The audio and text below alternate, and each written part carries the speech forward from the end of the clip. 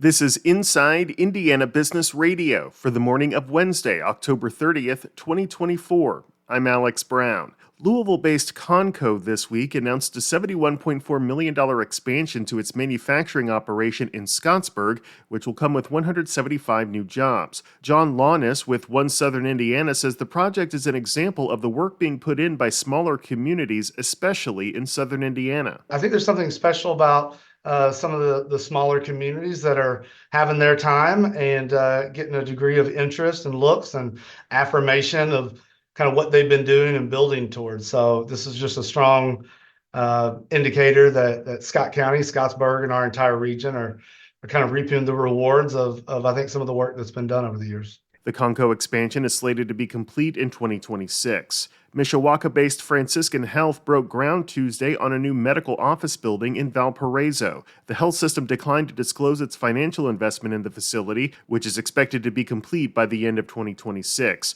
The two-story, 83,000-square-foot building will house an express care, primary care, and specialty physician offices, as well as diagnostic imaging, ultrasound, and laboratory services. The Indiana State Board of Animal Health on Tuesday announced Kyle Shipman as interim state veterinarian. Shipman succeeds Brett Marsh, who is stepping down on Friday to become dean of the Purdue University College of Veterinary Medicine. Shipman currently serves as director of the Board of Animal Health's Animal Program Division. From the number one source for Indiana business news, this is Inside Indiana Business Radio. IBJ Media, Inside Indiana Business, and the Indiana Economic Development Corporation invite you to the Engage Indiana series, presented by CareSource, Indiana University, and Old National Bank. With an unrelenting focus on growing Indiana's economy, we'll dive into each region's unique challenges and distinct opportunities for growth. 9 regions, 1 goal. Indiana's bold future starts here. Discover more and register at ibj.com/engage. In August, a one-room school building near Fort Branch called Solman School made Indiana Landmark's annual list of the 10 most endangered landmarks across the state. The organization said Gibson County leaders would like to move the structure and restore it as a field trip destination, but the rural community has limited resources. In a Q&A for our Evansville Region Report newsletter, Eric Heidenreich, executive director of the Gibson County Visitors and Tourism Bureau, said the designation brings needed attention to the building. It kind of brought it back into the public discussion.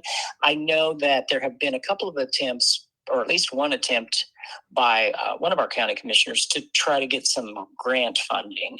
I know the first time he was not successful, but just recently, I think this has kind of spurred maybe another attempt to get some grant funding. So that's been good. So we're still hopeful that there may be some grant funds out there. You can read the full Q&A at InsideIndianaBusiness.com. The Chicago, Fort Wayne, and Eastern Railroad has been awarded more than $21 million in federal funds to expand its services, among nearly $40 million awarded by the U.S. Department of Transportation to Indiana rail projects. The Short-Line Railroad runs 279 miles between Gary and Crestline, Ohio, and will receive the funding to acquire a 26-car continuous welded rail train and 75 ballast cars. The grants are among more than $2.4 billion in bipartisan infrastructure law funding awarded to 122 rail improvement projects in 41 states and Washington, D.C., to improve safety and reliability and reduce costs and pollution. Indy Ignite General Manager and President M.K. Hughes is this week's guest on the Business and Beyond podcast with Gary Dick, presented by PNC, a weekly conversation with high-profile Hoosiers in business, sports, and entertainment, and beyond. Available now from your favorite podcast provider. I'm Alex Brown for Inside Indiana Business Radio on Demand.